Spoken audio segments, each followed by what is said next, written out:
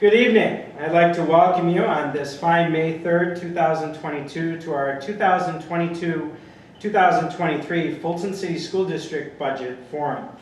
I'd like to thank those of you that are in attendance, and I'd also like to thank our Board of Education, the Stakeholder Budget Committee team. Thank you so much for your input throughout this process. Our site-based school teams, who are comprised of staff, staff, parents, administrators, and students. Our district site-based team, which came together, and we had a very good conversation just a couple of weeks ago as we were coming towards the end and final tuning of the process. So we had all of our site-based teams were together that evening. Our stakeholders have reached out through the process with questions. Questions are a great way for us to reflect on the work that we're doing, the things that we're changing, and the feedback on the ongoing on all of the ongoing practices that we're doing in our district, our data meetings, our professional learning community meetings, our other types of meetings are great ways to really gauge everything that we have in place. And the budget and the resources within that budget drive everything that we do. And that's always been our goal, to have an efficient use of all those things.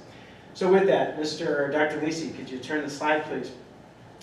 The official vote for our 22-23 is on May 17th. It's 2 weeks actually from this evening. It runs from 9 a.m. to 9 p.m. Next slide, please. Everything in our district comes back to our vision and our mission. And one of the things that we've had in place now since 2019 is our strategic coherence plan. It's a 5-year plan. We're actually getting ready to think about the extension beyond 2024. And so we're beginning that process, but this document, which is on our website as well, on the front page, is really our guiding document, and every decision that we make comes back to this plan, and this is our check and balance, this is our rudder, it's our guiding post, and it's served us extremely well over the last 2 years as it proved very flexible and adaptable. Our mission within this plan is that the Fulton School community will empower students to develop the knowledge and skills to become respectful, responsible, productive citizens who are committed to lifelong learning. And our vision is to create a learning organization as the centerpiece of our community, where all are welcomed and held to standards of excellence that foster hope and resilience for the future. So everything that we do, this budget helps drive our work that leads us there. Also, we have our beliefs and our guiding principles, which I won't read, but they are there for reference. But number one probably is the most important, that all of our students can learn, and that we are going to make sure that every child, every day's needs are met. And that's a challenge, but we are up to that challenge, and I believe that this budget allows us to do so. Next slide, please. Coherence. Our plan is called a Strategic Coherence Plan, and I'm not going to read everything on this slide, but what it's about is, pertains to people individually and collectively sharing, understanding what it takes to develop a high-achieving school district. And how we've done that to result in that collective commitment, that shared commitment, is everything we do starts with a focused direction. It moves toward creating cultivating a collaborative culture, a culture of growth where we come together, we really share ideas and strategies. The next part is, after we do that, we understand we need greater knowledge and skills in some areas. That's our deepening of learning. And then finally, the part that often and sometimes falls off, but here is very much a part of our plan, is securing internal and external accountability. So internal is that accountability within our system. The external accountability example would be state assessments, things like that, graduation rates, things that the state is looking would be your external accountability. Next slide, please. These are the 6 areas of our plan, and I'm not going to read the strategic intents. If you're interested, we'll see them on a couple slides down the way here. But the areas of our plan are leadership, literacy, instruction, social, emotional, developmental health, family engagement, and innovation. So those are the 6 areas of our plan. And you'll see on the next slides that the budget parameters established by the Board of Education really tie back. Those of you that are watching, or those of you here this evening, if you clicked, and I won't touch it here, but if I touch this on the system, this would actually take you to the presentation that we did in October. You'd actually go right to our page, and it would take you and actually would see what we talked about in the area of leadership, and we've actually tied each one of these areas back to the federal funds as well. So you can actually see how we did that, but also really focus on what's happening in the areas of leadership.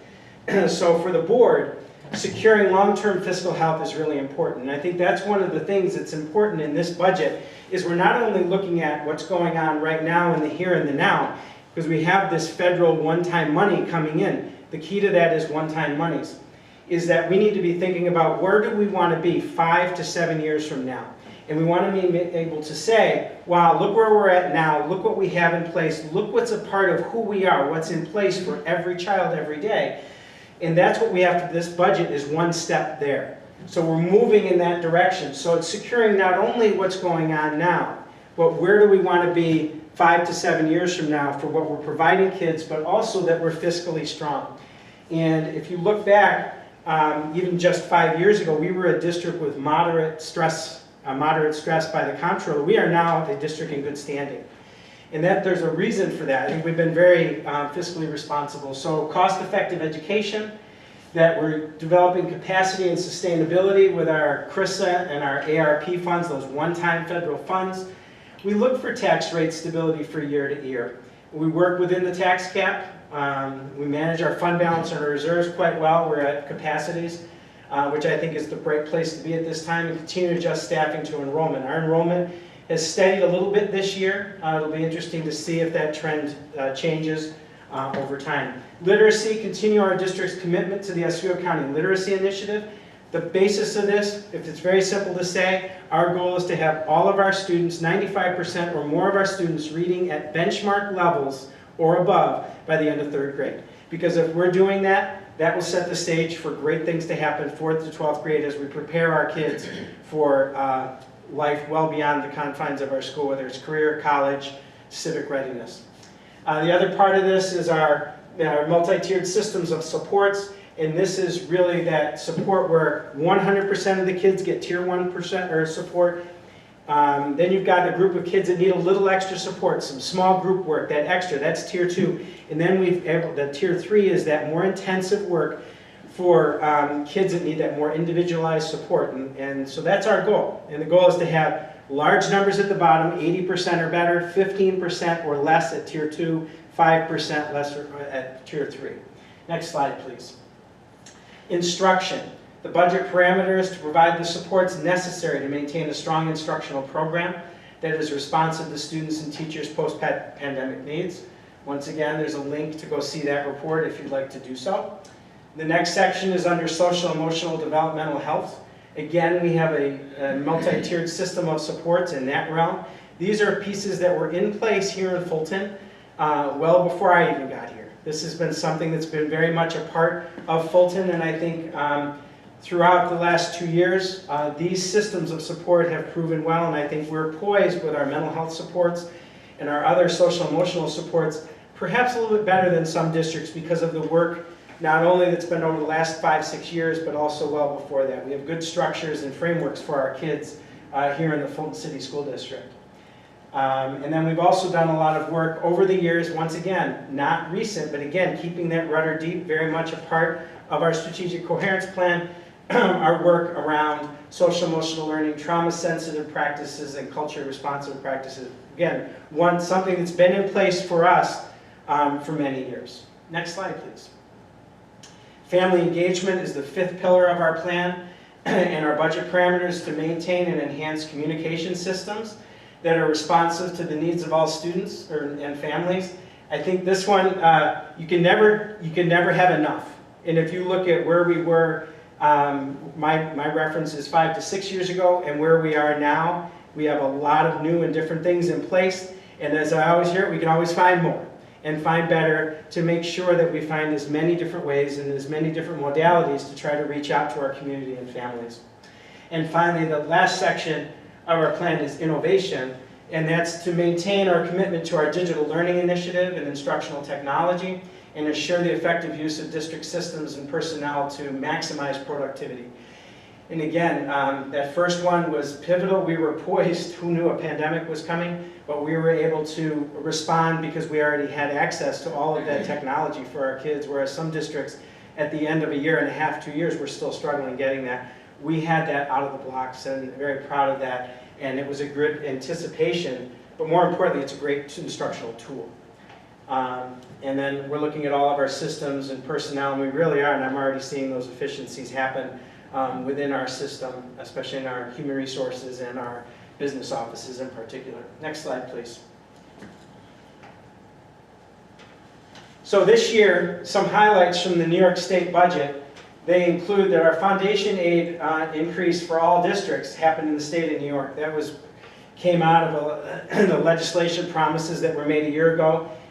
We had about 60% this year of an increase. What does 60% mean for us? 60% means we had an increase of 2.266 million. So for us, that was approximately 5.5% increase in our foundation aid this year as a state. So for example, I say 60% because we were getting about 90% of what we should be getting on the state formula. And so this year, what the state says, we're going to split the difference. Well, instead of even 5%, they went to 6. So we actually got 60. So to me, we were 60% of the 100% of the way there. So that's what that means. So 2.2 million. This number normally, in a normal year, is right around 1.1.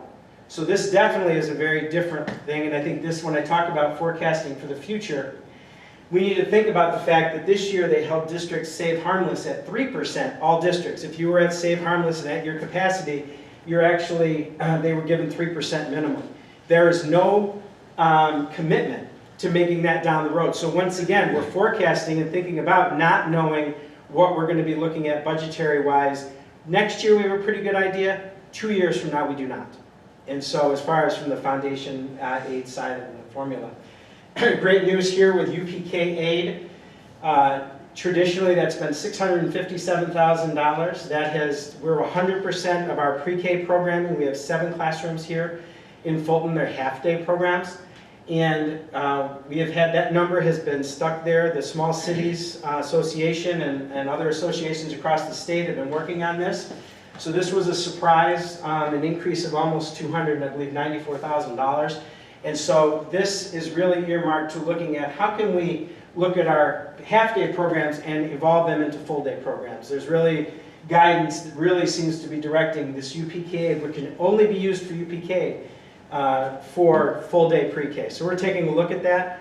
$294,000. We'll see how that can help us evolve. We may end up with a combination. We're in the process of looking at that. BOCES aid is still based on the $30,000 salary. The reason why that's an important piece there is there are certain things that we go out and we contract for through BOCES. And unfortunately, there's not a lot of $30,000 salaries anymore. The push was for $60,000. Unfortunately, it remained $30,000. So in other words, that's where we start to get aid. We stop getting aid after $30,000, and we're a district that's around 87% on a dollar that comes back to the district. So this is one we'll continue to advocate for because the standard, this actually was from the late 1990s. So again, something we're looking at. Great news for our district, the forgiveness bill that we've been looking at, which is a $1.6 million impact, has finally been passed, and so that's no longer hanging over our head. And that's something we've also been really keeping an eye on for the last 4 years. So thank you to our governor and our assemblyman and our senator, for finally, after staying the course and helping us after 4 years. So this was good to see. Next slide, please. One of the things that we're grappling with this year is the inflationary impacts. And so we really were building this budget, taking a good look at that. So essentially, the record inflation means each dollar buys much less. So for us, as you can see in the graph, we're actually seeing increases. This is just a general national percentage change, right? That's where the slide is. So when you see a 25% increase, just over 25% energy, you see increases in food and all items less than food are still over 5 to 7. I believe I heard an article the other day, it was about 7 to 8% is where inflation is right now. So the cost of doing business right now, access to materials, supplies, supply chains, has definitely been impacted. And so we've been working with that in our capital project. We've been seeing a lot of that and being able to work with it. But again, it does change. It costs more to do the same business that we were doing. And so recruitment, retention, all of those things of employees, it's a national phenomenon. It's not unique to school districts, but it's something we need to take into consideration. Next slide, please. So to give you an idea, our foundation aid number is $38,871,550. Our services aid, or like our BOCES, there's 11 different services there that are encumbered in there or included in there. Building aid and excess cost aid. The first one is really the one that changes and is really run through the state budget. These pieces are one-year delays in reimbursement. So our services, building aid, and excess cost aid. So those are reimbursements back in the next year. So the total of revenues coming in there is $55,385,547. Other revenues include like Medicaid, pilot payments, things like that. So that's our other revenues. Our assigned fund balance in this budget, we'd like to utilize $108,000 of our fund balance to balance this budget. We're recommending a 2% increase on our tax levy for a total estimated of $79,129,000. So you can see that our state aid is 70% of our budget. And that part of the budget had a 5.5% increase this year from the state. Generally in the past that's been a number more closer to 3% or just under. And our tax levy on the local share is actually a little bit less. Last year was 28%. At this it would be 27.9%, and 2.1 is other, and that's your other revenues, your pilots and such. Next slide, please. Just to kind of give you an idea, 0% increase, which shows you the state aid number again, the other revenues. The tax levy at 0% would be $21,613,000.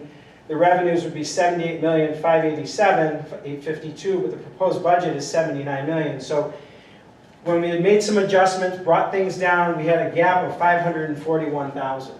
So we had discussions in meetings. We looked at different types of configurations, and the one that we're putting forward to our community is really looking at a 2% increase, which brings the number from $21,613,000 to $22,045,000, which is approximately $432,000. And then couple that with $108,000 from our savings or our reserves, and that allows us to have a balanced budget of $79,129,000. Next slide, please. A little cleaner looking slide to see. So this budget is an increase of $2.899 million, or 3.8% increase from last year. Our state aid is there, our tax levy showing the 2%.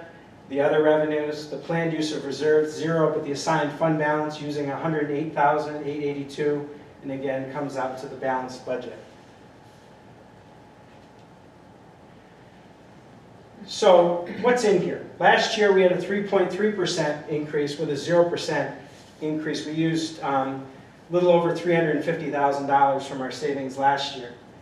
And so we're looking at, it takes into consideration contract costs. We're still doing some negotiations. We have some open contracts right now that end at the end of this school year. So obviously that we had to do some anticipations there. So that takes into consideration salary and benefits. Based on our Committee on Special Education and our students' needs, we're going to need to add a position of speech pathologist to this budget based on students' needs to address those individual educational plans. We're adding a PE/health teacher, so duly certified as we have health needs as well as areas of PE. So we have that position. It maintains all programs and supports. And I think this is important. We had done a really good job each year leading up to this. If you look in the budget process, we've really been trying to stay lean, but also meeting the needs of our kids. And I believe that this maintains the programs and supports pre-K through 12th grade.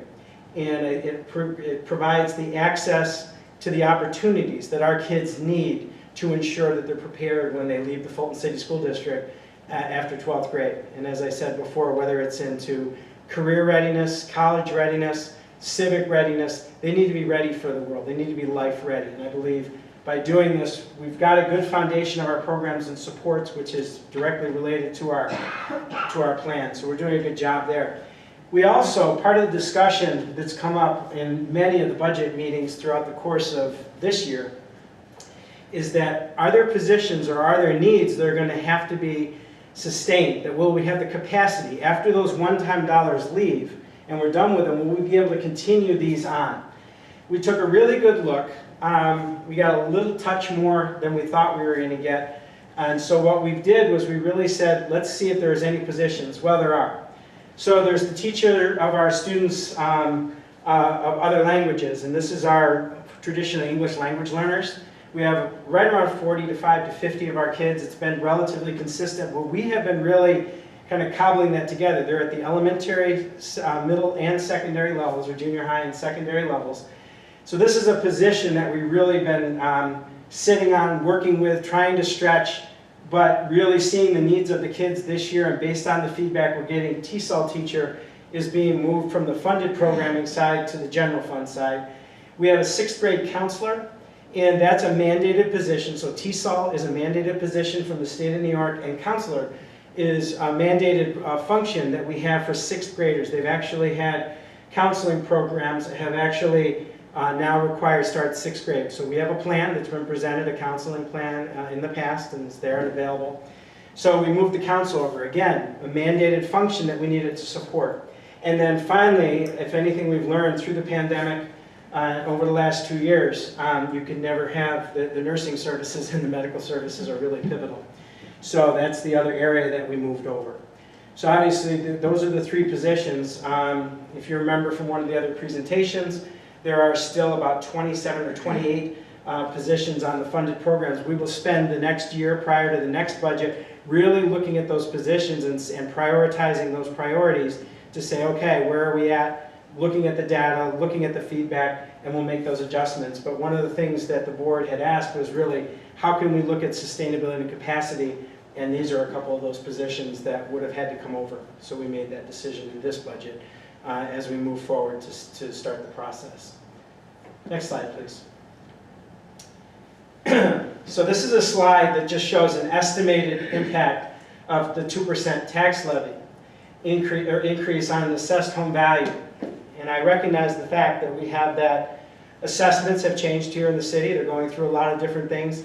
What's interesting is, will the values of the properties, all of that, it'll be interesting to see where it shakes out in the end. But for us, we're estimating $22 per year on a $70,000 home, $100,000 home, $38.98, and $150,000, $66.82. This is after the basic star exemption, but the tax rolls have not been finalized, so this is obviously an average estimate with that. But it gives you a ballpark figure as you really try to quantify this. And I recognize the fact that we would never go out and ask if we didn't have our needs. And I believe we are poisoning ourselves for some great things for our kids. Our data was showing some things before COVID, during COVID, and I believe now this budget's going to help us get all of our kids, every student, where they need to be in an expedited fashion. And more importantly, walk out of our doors better prepared than ever before. Next slide, please. So this is just the budget notice. It'll show you what you'll be seeing on the back of the budget newsletter. It has our current budget.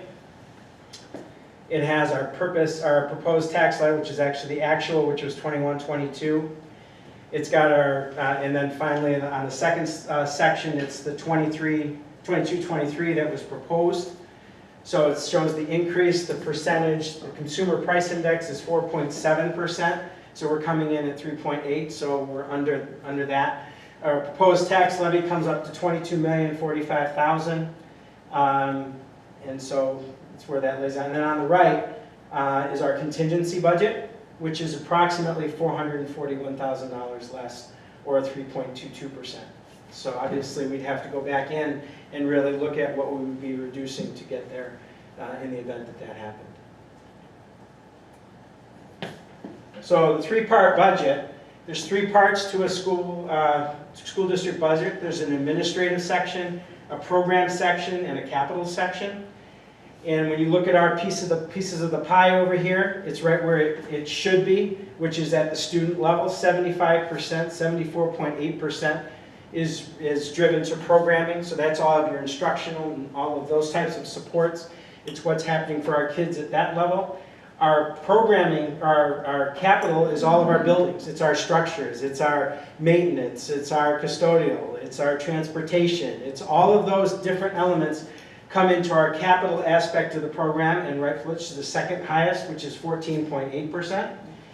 And then finally our administrative comes in at 10.4%, and that's a touch lower than it was.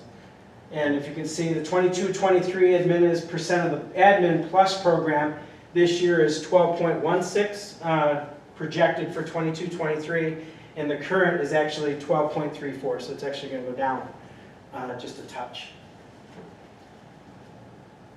So in our three-part budget, you can see them right next to each other. Program, we're increasing just over $2 million, $2,445,000.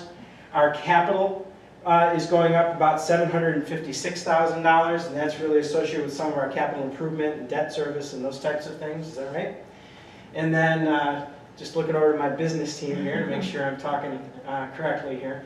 And then administrative has gone up $141,000, $743,000. One of the things I should have said before, in the whole process, we look at, not only we look at every part of our budget, but we also look at, there's breakage. So we have retirements, things like that. So there's a lot of different parts of a budget that come into play as we're developing this. So it shows the 3.8% increase. Next slide, please. So this is the expenses, breaks it out a little bit. Regular ed, special education, special school, student services, benefits, which is your health care and such, things like that. Our summer school for special education. So that's our program component, really broken down for you, and you can see the comparisons. Next slide, please. In our district facilities and our debt service, you can see our operations went up just over $107,000. Our maintenance has gone up about 80. Our debt service is up. Obviously, that's related to capital improvement, bonds, things like that. And then our benefits have remained a little bit lower, actually, for our benefits in the area of capital. Next slide, please. And the administrative component breaks out the Board of Ed, central administration, supervision and curriculum, finance, personnel, BOCES, admin, other, and benefits. And you can see there just the touch up from $8,055,000 to $8,197,000. And if you see, about 170, actually, the BOCES administrative budget went from $2.5 million, $2,511,000 to $2,699,000. So when you look at our increase, the majority of that increase actually fell into the BOCES realm. And that has to do with their health benefits and things like that that they have been dealing with over time. Next slide, please. And then one of the final slides I always like to show, they used to have this every year for us. Right now, this is the 1920 per pupil expenditures for the New York State Department. This is interesting. So if you look at comparison of per pupil spending, so here we are as the Fulton City School District, $19,719,091. This was 1920.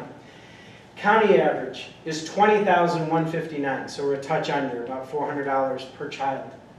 All New York State schools, we're about $3,100, $3,100 less than the average school district in New York State for all New York State schools. So this is a slide I show every year. Sometimes we have newer data, but this one is important. It shows that we're being fiscally responsible. It seems we're solid average to below average in our region, and we're actually significantly lower than New York State. So it's just it's an important slide. I think we do a lot for what we utilize. When you talk to people who come into our community, they're very surprised by the offerings and the opportunities that we have here. I recently had that conversation. So I believe our budget allows us to do that, and I think this is a slide that just reinforces that I think we try to be very fiscally responsible here in the Fulton City School District. Next slide, please. So the voter propositions this year.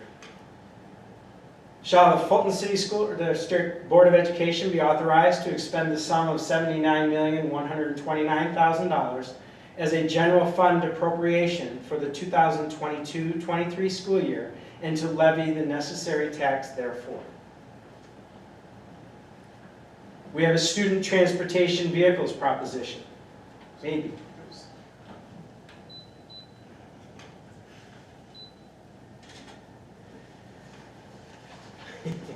So, technology is always an interesting thing. So hopefully we'll get just a minute here. I've got a hard copy. Just a moment, please. So I will read it. Shall the bond resolution adopted by the Board of Education of the City School District of the City of Fulton, authorizing the purchase of 2 wheelchair buses for school transportation, including related furnishings and equipment, incidental thereto, at a total estimated cost not to exceed $145,000, and the payment of the cost of the buses by the levy of the tax upon all the taxable real property of the district in the amount of $145,000, which, where are we here? Let's see, $45,000, which tax shall be levied and collected in annual installments in such years and in such amounts as may be determined by the Board of Education, and if necessary in anticipation of such tax, the issuance of bonds and bond anticipation notes in the principal amount not to exceed $145,000, and the levy of a tax to pay the interest on said obligations be approved.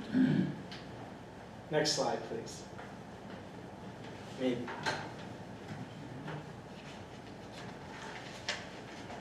Library tax proposition. Shall the Fulton Public Library Board of Trustees be authorized to levy and collect an annual tax, separate and apart from the annual school district budget, in the amount of $470,041, which is an increase of $22,657 from the $447,384 levy currently in existence, for the continuing support and maintenance of the Fulton Public Library, with this appropriated amount to be the annual appropriation until thereafter modified by a future vote by the taxpayers of the Fulton City School District. We have a Board of Education elections. We have 2 Board of Education seats up for election this year. They are 3-year terms, and listed below are the candidates seeking election, and as you will see them on the order of ballot: Timothy Connors, Timothy Crandall, and Travis Doty are candidates for the Board of Education this year. Next slide. And for the election of candidates to the library board, there are 3 positions, and there are 3 individuals running: Donna Jones, Maria Fazzini, and David Ferris are running this year for the library board. And finally, the budget vote and school board election is Tuesday, May 17th, 2022, 9 a.m. to 9 p.m. at the Fulton War Memorial, 609 West Broadway, Fulton, New York, 13069. Are there any questions? Yes, sir. Yeah, has the governor signed that bill?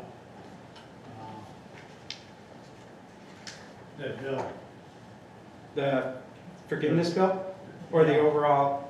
No, the bill that for the 1.9 million that was lost in transportation.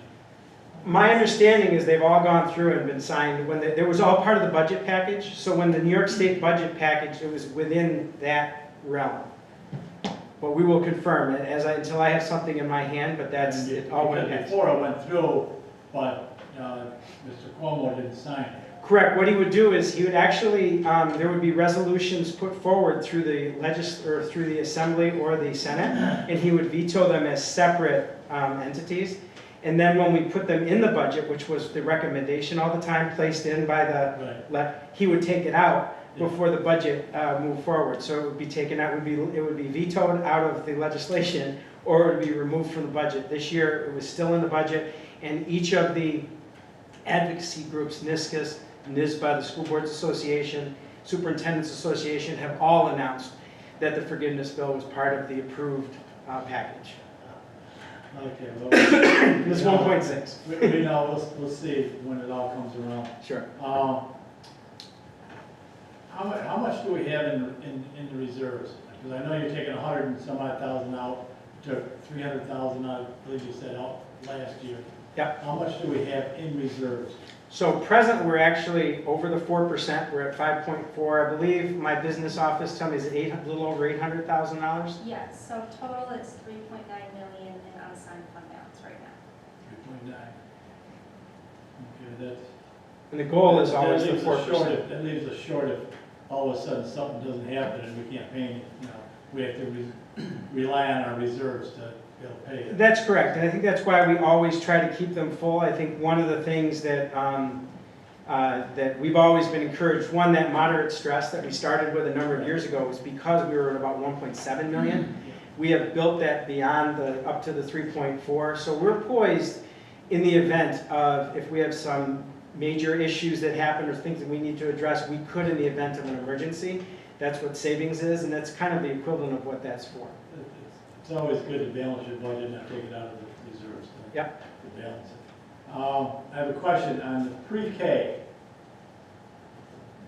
In the amount of money that we're receiving, does that include the transportation for the pre-K?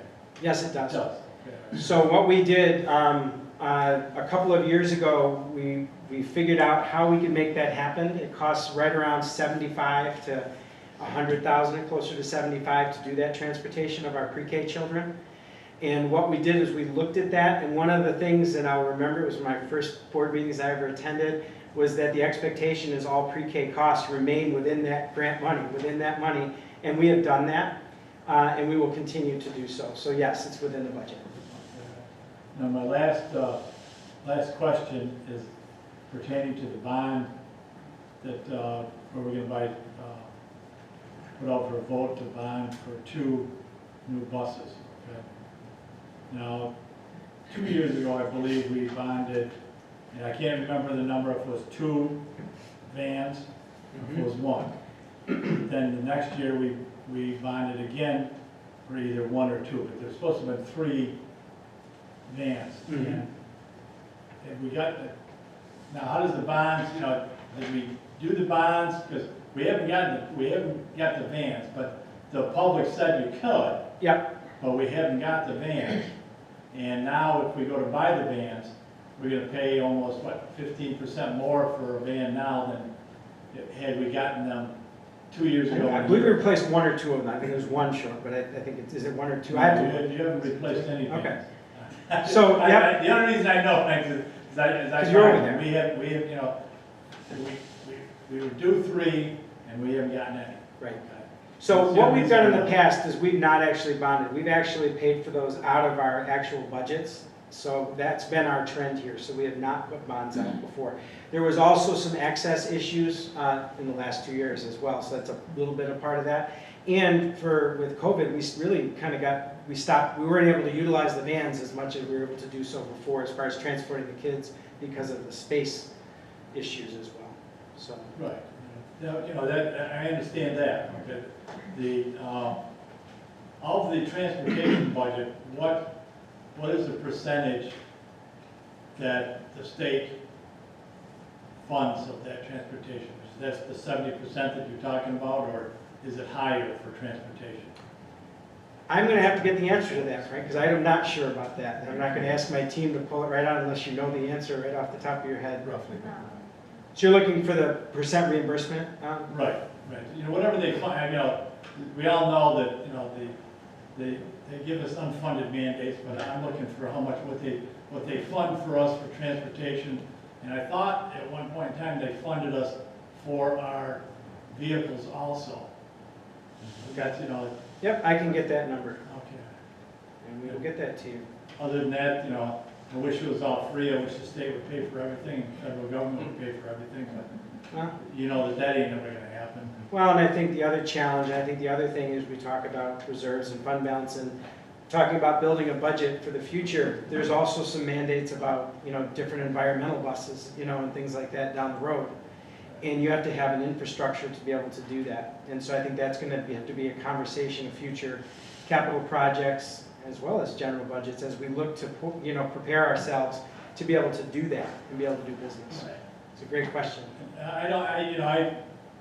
This whole, the school budget is all brand new to me. Okay, so and I know that budgets aren't easy, and saying that you can't do something is even harder. And people don't accept when you say you can't do something. But I know that at some point in time, you have to say no. And, I just, applaud you people for what you've done, and I know that it's not easy, and there's a lot of criticism of it and stuff like that. that's what happens. If you want to educate kids, this is what it's going to cost. Sorry. But, thank you very much for your time and your effort. Thank you. Thank you very much. It was a great presentation. Thank you. Any other questions or thoughts? Standing ovation, yes, standing ovation. Yeah. And then the final thing I'd like to say is, for those of you that are watching or watch this on the video, if you have any questions, please reach out to either myself, and my number is right on there. It's the main office at the superintendent's office, or Dr. Lisi, who's our Chief of Operations and Finance, and his number is there on this presentation as well as on our website if you have any questions, and there is no question that's not a good question. So thank you, and I look forward to you getting out to vote on the 17th.